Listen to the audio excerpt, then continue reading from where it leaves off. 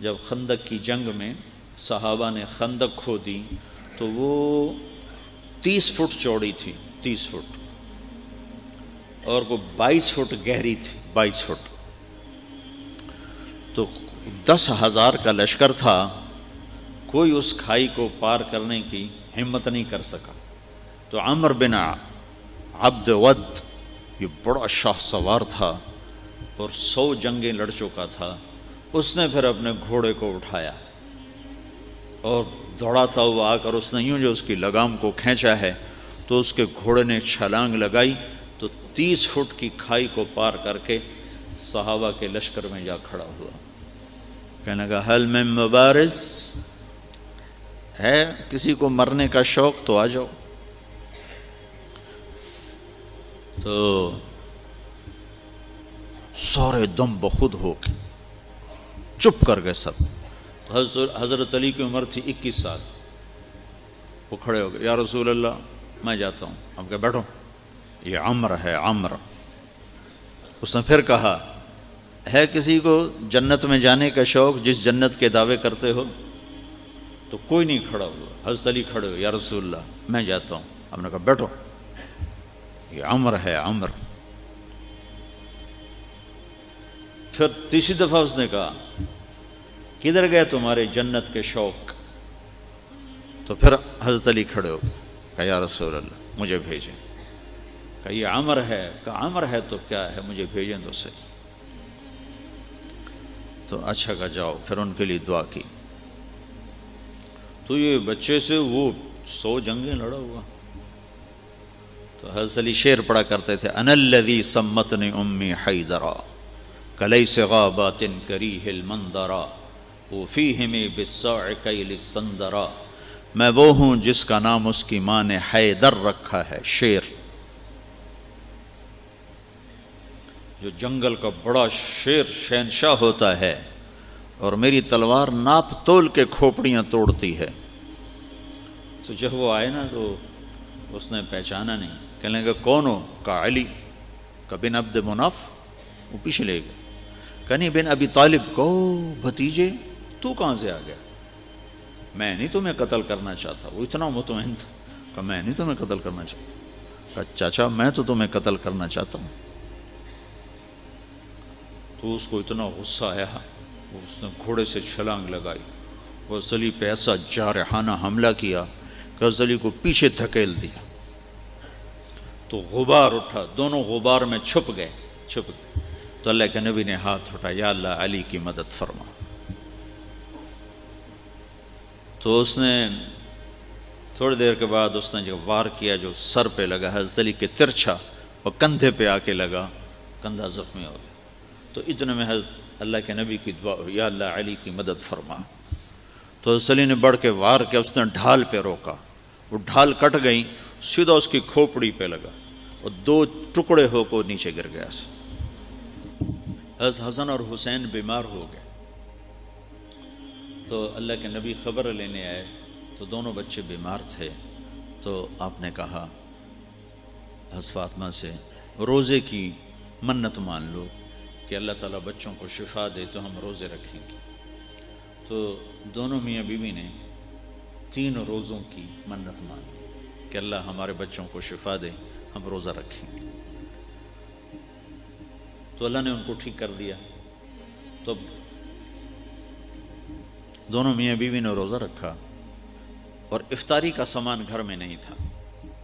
تو ایک یہودی تھا شمعون، حضرت علی اس کے پاس گئے، کہا کوئی مزدوری ہے؟ کوئی مزدوری ہے؟ کہاں ہے؟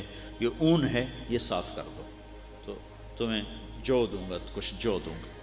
تو وہ اون لے کر گھر میں آئے، حضرت فاطمہ کو دی کہ صاف کر دو۔ انہوں نے اس کو دوپہر تک صاف کیا، وہ واپس لے گئے۔ تو اس نے تھوڑے سے جو دے دے، تو انہوں نے پیس کے آٹا بنایا، کھانا بنایا، روٹی بنائی، سالن تو تھا نہیں۔ دونوں میاں بیوی افطاری کے لیے بیٹھے ہیں کہ دروازے پہ آواز آئی، مسکین ہوں اللہ کے نام پہ کچھ دو۔ تو دونوں نے ایک دوسرے کو دیکھا، تو آدھی روٹی دے دیتے یا ایک روٹی دے دیتے، ایک خود آدھی آدھی کھا لیتے۔ دونوں روٹیاں اٹھا کے اس کو دے دیں اور پانی پہ افطار کر لیا۔ رات کو بھی کھانے کو کچھ نہیں تھا تو پانی پہ کھجور پہ روزہ رکھا۔ اگلے دن پھر حضرت علی شمعون یہودی کے پاس گئے اور اس سے اون لے کر آئے۔ حضرت فاطمہ نے اس کو سارا دن صاف کیا، عصر سے پہلے مزدوری ملی، اس کو پیس کر آٹا بنا کر روٹی بنا کر میاں بیوی کھانے پر بیٹھے تو دروازے پہ آواز لگی، یتیم ہوں اللہ کے نام پہ کچھ دو۔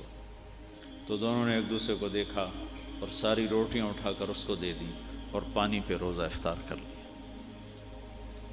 تیسرا دن آیا، پھر وہ مزدوری کر کے روٹی تیار کی اور افطاری پر بیٹھے تو دروازے پر آواز لگی، بدر کے قیدی اس دن آزاد ہوئے، بدر کے قیدی اس دن آزاد کیے گئے۔ تو ایک قیدی دروازے پر آ گیا، قیدی ہوں ابھی چھوٹا ہوں اللہ کے نام پہ کچھ دو۔ تو دونوں میاں بیوی نے دونوں روٹیاں اٹھا کر اس کو دی تھی۔ 3 دن کے فاقے نے حضرت فاطمہ کو بستر پر گرا دیا اور بیمار ہو گئی۔ تو اللہ کے نبی حال پوچھنے آئے تو ان کے سینے پہ سر رکھ کے رونے لگی بیماری کی شدت سے۔ تو ان آنسوؤں نے جو آسمان میں ہلچل مچائی، جبریل قرآن لے کر اترا، وَيُطْعِمُونَ الطَّعَامَ عَلَى حُبِّهِ مِسْكِينًا وَيَتِيمًا وَأَسِيرًا إِنَّمَا نُطْعِمُكُمْ لِوَجْهِ۔ پوری آپ کو سنو پیچھے سے، اللہ نے کیا عزت بخشی۔ پیٹ بھرنا تو جانور کا بھی کام ہے، پیٹ ہی بھرنا رہ جائے تو جانور انسان میں کیا فرق ہے۔ ان الابرار یشربون من کاس کان مزاجها کافورا عینا یشرب بها عباد اللہ یفجرونها تفجیرا۔ یہ میرے بندے ایک دن آنے والا ہے وہ پئیں گے جس کا انہیں تصور بھی نہیں، کافوری شراب پئیں گے۔ پھر اب ان کی تعریف، یوفون بالنذر، اپنی نظر کو پورا کرتے، وہ منت کا لفظ، اپنی نظر منت کو پورا کرتے ہیں۔ یوفون بالنذر ویخافون یوما کان شرہ مستطیرا، اور آخرت کے دن سے ڈرتے ہیں۔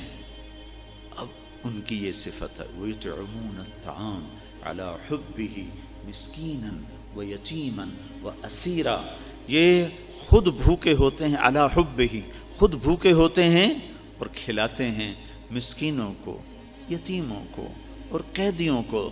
اور پھر ان کی اخلاص کی اللہ نے گواہی دی، انما نطعمکم لوجہ اللہ لا نرید منکم جزاء ولا شکورا۔ اللہ ان کے اخلاص کا گواہ بن رہا ہے کہ یہ کہہ رہے ہیں کہ ہم صرف اللہ کو راضی کرنے کے لیے کھلا رہے ہیں، ہم کوئی آہ واہ نہیں چاہتے۔ انا نخاف من ربنا یوما عبوسا قمطریرا، ہمیں اس دن سے ڈر لگتا ہے جس دن، جو دن بڑا خوفناک ہیبتناک ہے۔ پھر اللہ نے آگے بشارت دی، فوقاہم اللہ شر ذلک اليوم ولقاہم نضرۃ وسرورا وجزاہم بما صبروا جنۃ وحریرا متکئین فیہا علی الارائک لا یرون فیہا شمسا ولا زمہریرا ودانیۃ علیہم ظلالها وذللت قطوفها تذلیلا۔ آگے تک یہ قرآن اترا کہ اللہ تعالیٰ کہ جبریل آگے پیغام لے کر کہ علی و فاطمہ کا یہ عمل ایسا پسند آیا ہے کہ عرشوں پر بھی دھوم مچ گئی ہے، اور یہ سورہ دہر کی آیات کو اتارا گیا کہ میرا رب ان کے اس عمل پر ایسا خوش ہوا ہے کہ خود کھانا خود جمع کرنا کون سی بڑی بات ہے۔